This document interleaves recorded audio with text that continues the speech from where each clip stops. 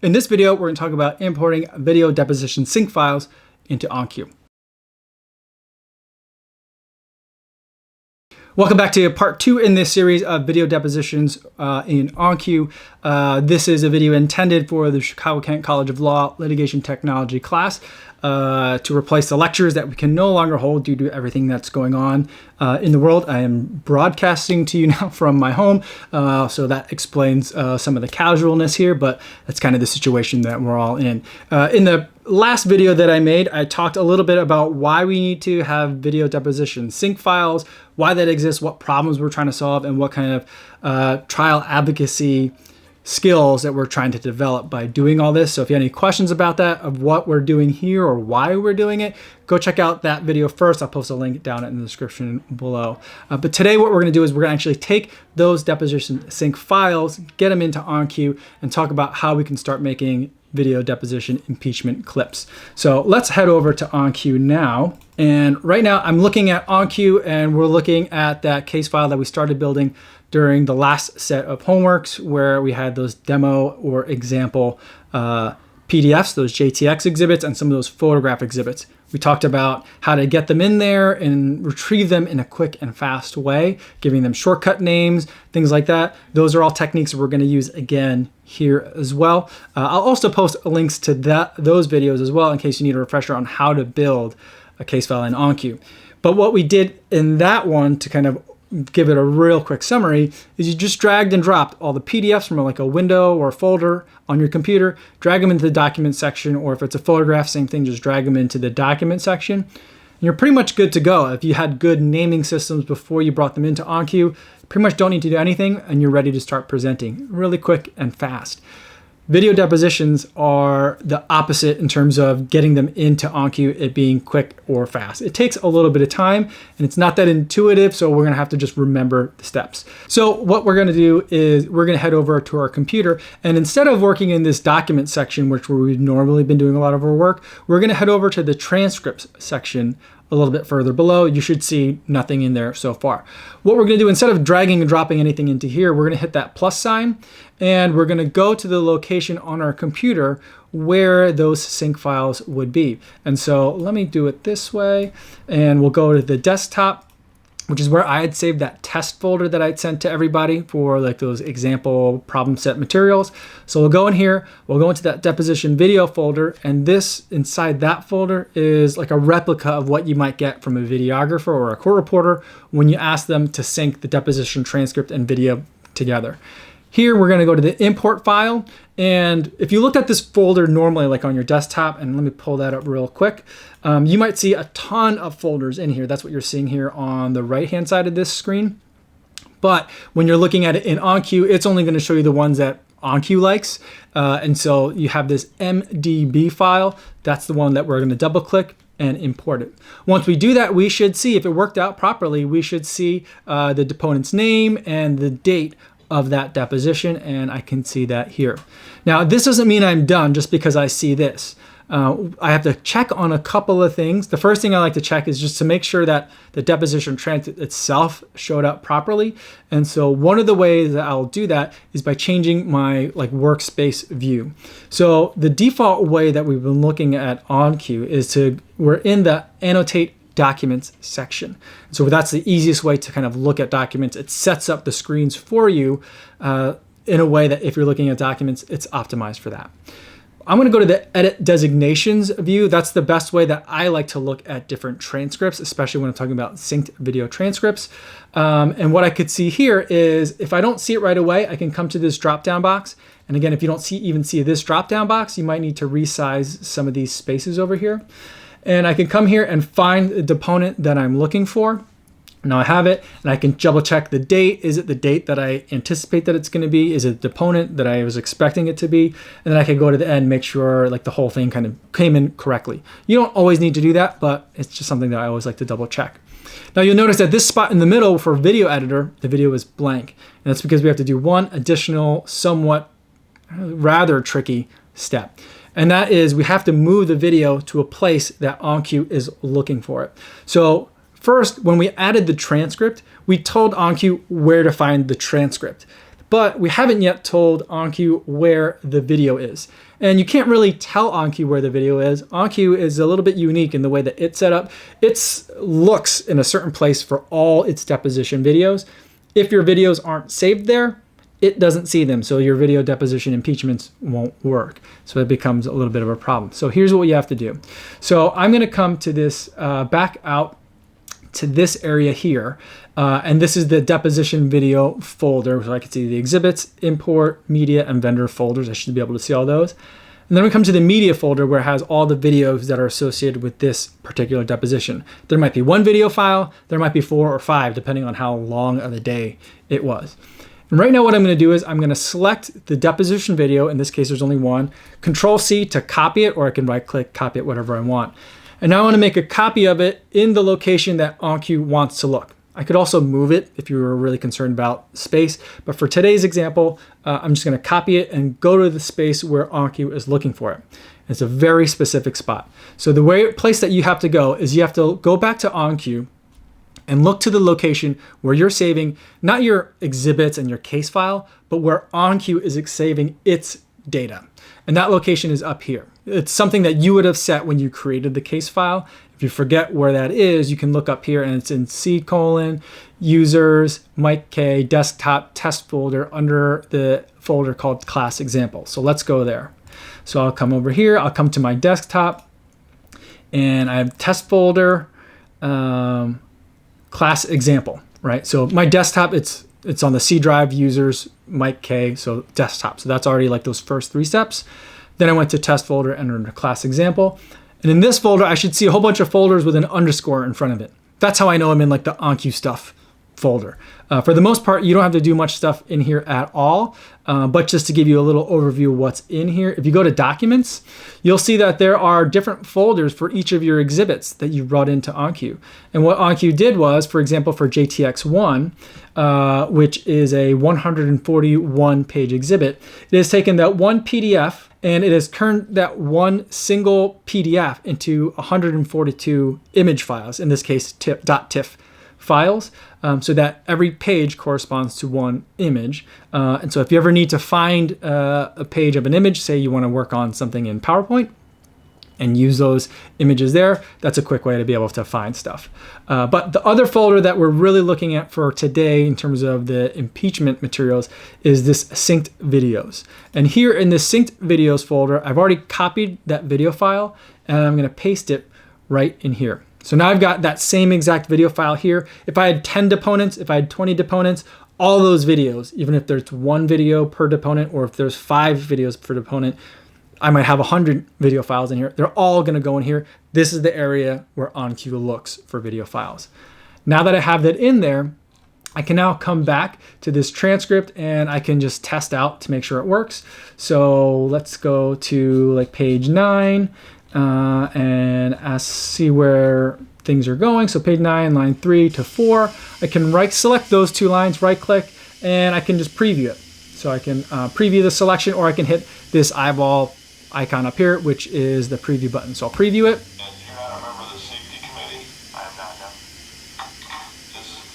All right, so I could see that from looking at that the audio was working with the video transcript. So like those parts are both there. I could see the deponent and I can see that the lines are relatively lined up, pretty fairly closely lined up. So I'm feeling pretty good that this is all ready to work. So I feel confident now that the deposition video is correctly into OnCue. The other thing that I do, just as a matter of like extra precaution, is if it's a multiple video for the deponent, then I might check at a couple of different points. Like once, if there's, for example, 3 videos to this deponent, I might check once in the beginning, once in the middle, and once at the end, just to make sure that all 3 videos have been come in correctly and that they're working correctly. The other thing that you would want to worry about is sometimes when you're getting a bunch of stuff from a videographer or you're getting a bunch of stuff ready for trial, sometimes it looks like by the file names that you have the right stuff, but then when you actually look at the video itself, it might be the wrong video or there might be an error when it gets downloaded or uploaded, something might happen to it where the file gets corrupted. And so you don't want to have to like try and wake up your videographer at like 4 o'clock in the morning before that huge, super important opposing side's expert witness is about to hit the stand, and try to wake them up and have them re-render a video file for you. So you don't want to worry about that. You don't want to do that. So I always just double check to make sure all that stuff works as soon as I get those video materials. So now I've got everything in here, and now I can start getting ready for my cross-examination. So if I'm going to use this for the purpose of video impeachments, what I would then do is I would have my cross-examination outline ready, and I would start citing it. Or hopefully you've already cited it as you've been going, and that's how you've been making your cross-examination outline. So at the end of it, I might say, like for this question, for like question number 15, maybe I have to talk about JTX Exhibit 1, page 392. And at that point, I might have like page 9, lines 3 to 4 cited at the end of it. So what I'll do is after I've gone through and cited all the different concession points that I want to make sure that I get, or potential impeachment points, things that I think that witness might want to massage or lie about when they get on the stand, I'll go ahead and make an impeachment clip ahead of time so that way it's ready. Now, if you remember when we listened to the preview, I already previewed for you guys page 9, lines 3 to 4. And what I saw there or heard there was that after the question, there was a long pause, and then the next question started to get asked. And I don't really want to have that, because then when it stops, it sounds like I cut it off early and it just seems awkward. So I want to not only have those ready, but I also want to be able to make sure that they sound right. So first, let's go ahead and make that clip. So I'm on page 9, lines 3 to 4. Let's say this is a really short one. It could be really long. It could be like half a page long, or hopefully it's not a page long, but it can be a page long or even longer, depending on what you need. So what I'll do is I'll select the part that I want to have as my clip, right click on it, and I'll create a new designation list from selection. So create new. And then if I come into this section down here on the lower left called designations, I'll see that I have the deponent's initials dash 9 for page 9 and 03 for the line at which this designation starts. And I'll see that there's 2 red lines down here. And what those 2 red lines mean is that I've made this clip, but I haven't verified that the beginning point starts at the beginning of the question and that the end point ends at the right spot either. So what I can then do is in here, I can check on that. So the first thing I'll do is click on this box on the left that says I'm going to work on the beginning portion of the question, and I'm going to hit this eyeball to preview what does the beginning of this Q&A sound like. And I'll hit it once. You're not a member of the safety committee? I am not now. So it gives me like a little bit of a preview, and in this case, the entire clip, but it gives me a preview of what the beginning of that question will sound like, and I'm pretty happy with where it starts. So I'm just going to hit this save icon, and now notice on the left-hand side, this little button has gone from red to like this silver color, meaning it's a quick visual way if I have like 100 of these that, all right, I've checked on all these and they all sound right. Now I'm going to click on this button here, which then tells me I'm going to work on the end of this Q&A section. And I'm going to hit that same preview button and listen for where the question ends. All right, so now if I listen to it, I can hear that that part that OnCue was giving me is actually the beginning of the next question. So the clip is too long. I need to trim it down a little bit. So what I'm going to do is I'm going to use these buttons where I can go back a second, back 5 seconds, or back 1/10 of a second. It says 0.1, but if you actually look at these time codes, it's actually bringing you back 0.05 seconds. It's a small thing, but it lets you move in very finite increments if you need to. What I'm going to do is I'm going to actually move back an entire second. And see, now this has gone back to 6:32, and then I'll hit that preview button again and see where does like the Q&A end. I am not now. I'm still hearing a lot of the beginning of the next question, so maybe I'll bring it back even another second again and listen to it. Member of the safety committee? I am not now. All right, so I'm pretty happy with that. I'll hit the save button, and now I know that that video impeachment clip is good to go, so that when I want to play it, I can just launch that and it's ready. So now that I've got the deposition clip ready to go, I can do one of 2 things when it comes time to actually use them during my cross-examination. One is I can come to this designation section, select the one that I want to play, and then hit the go live button to send it over to the jury screen. But that's a lot of clicking, and I don't necessarily need to do all that. Here's one of the things I can do. First, I'm going to go to the Annotate Documents view so I can see things in a way that I'm a little bit more accustomed to. And go to my notebooks. And we started making a notebook last week. And I'm going to go to the Direct Exam Jones and kick that out to the side so I can see that. And so I had this notebook that I started making, preparing the exhibits and pages that I was going to use in chronological order. I can then go to the designation section, and if I have a whole bunch of these, I can insert them at the relevant portion in the direct exam or the cross exam that I might want to use them. So I can go through and I can use the photograph of the Daily Center if I want to use that. I can use the page of the patent from JTX2 if I want to use that. And then when it comes time to actually asking them about this particular fact and concession that I want to make sure that I get, if they give it to me in the way that I want it, I don't need to use it at all. If they don't, then I can select on that and then hit that little icon or hit F5 or function F5 if you don't have your F function keys enabled to send that immediately right over to the other screen for the jurors to watch whenever I'm ready to play that clip. So it makes it really nice and easy to have everything just in a chronological list. The other thing that I can do from this Annotate Documents pane, or from any pane for that matter, is I can go to the View menu and open up this Properties section. And with this designation selected, I can then give it a shortcut name, just like I gave any of the exhibits or the photographs shortcut names. And so for this one, I might call it H9 because it's from that deposition, page 9, or maybe it's the first impeachment clip that I have, so I might call it H1. So let's call it H1 for our example here. And so then we'll go to the first document in the examination, send it to live, we ask questions about it, then when we need to, hit escape to clear it. Then maybe we skip JTX2 because it turns out they didn't cover it in the direct, so I'm not going to cover it in cross. But then we have to get to that portion where I need to get that concession that I need to. All of a sudden, the witness isn't budging from what they're saying today, and it's different from what they said previously in their deposition.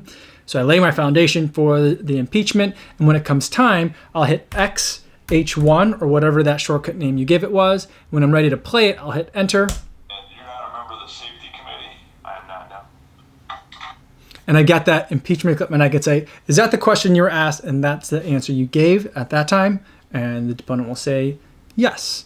And then I'll hit escape and clear it, and I can move on to the next exhibit. So no matter where I am, even if I don't have everything listed in chronological order, if I've somehow keyed it on my cross-examination outline, giving me the indication of H1, H15, H40, whatever it is, it's really quick for me to be able to pull it up either by having it in my notebook or by blind typing it. So I have two ways to get there quickly.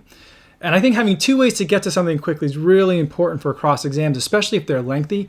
And in the real world, if you have like maybe a multi-hour cross examination, you might want to, for the sake of flow, rearrange your content. So you might not be going through everything completely chronologically. You might say, I really need to jump to this bottom section of my outline, move that to the front, because that's where I'm going to get most bang for my buck. And I want to make sure I get that in before the end of the day on Friday so that the jury has that to kind of stew on over the weekend before they come back on Monday. So you might have strategic reasons to want to move things around. So having different ways to get there quickly always helps. So that way, whether maybe you don't even know where you are in the outline anymore because you're trying to work with a partner and that partner's jumping all over the place. If that person can then tell you, give me H1, then no matter where I am, I can always just click X, H1, and then the impeachment clip comes up. So just some practical tips on being able to work quickly. Now, of course, the other thing that you can do if you're ever hard up and have to do things on the fly, here's how I set that up. One of the other windows that is available here is a transcript viewer window. So I might be in my document section looking at different documents of my exam, but I can also, and I'll put that away for now, that notebook, but I can also have, and if I have multiple deponents, I can click on this tab here, the drop-down box, and select the deposition that I want. So let's say in this deposition, I need to get to page 23. I can get to page 23 really quickly by hitting 23, enter, and then I'm there. And then let's say it's lines 14 through 22. Hold shift and then click on the end of the Q&A that I want. So I've selected all the lines, right click, and then I can immediately send that to live. And then I'll have that. It is an aftermarket hood on truck 50. Now, the one thing that I have to keep in mind when I do that, and exited out of the playback just for so that we don't have to listen to a very long impeachment clip. But one of the things I have to worry about is, if there's an or in there or a long pause, I don't have time ahead of time to eliminate those. So you might have some of those rough edges to deal with. But anywhere in the deposition, that's somewhere that I can go and do that on the fly. I don't necessarily have to make one ahead of time. But for the purposes of the final and for best practices for those of you who aren't doing this just for the purpose of class, you do want to make sure that you make those impeachment clips ahead of time to the extent that you are able. You might not use them. You might not use any of them, even better, but at least that way you can have the full level of preparation to the extent that you can. So if you have any questions about that or anything that we talked about in this video, feel free to leave them in the comments down below, or if you're in the class, you can always email me and we can talk about it a little bit further. Thanks for making it all the way to the end of the video. There'll be one more video in this series about video impeachments. That's going to talk about making a bunch of impeachment clips and how to get them out of OnCue if you never need to send them to someone for the purpose of review, and how that connects to something that you're going to need to do for those of you who are in the class for the final.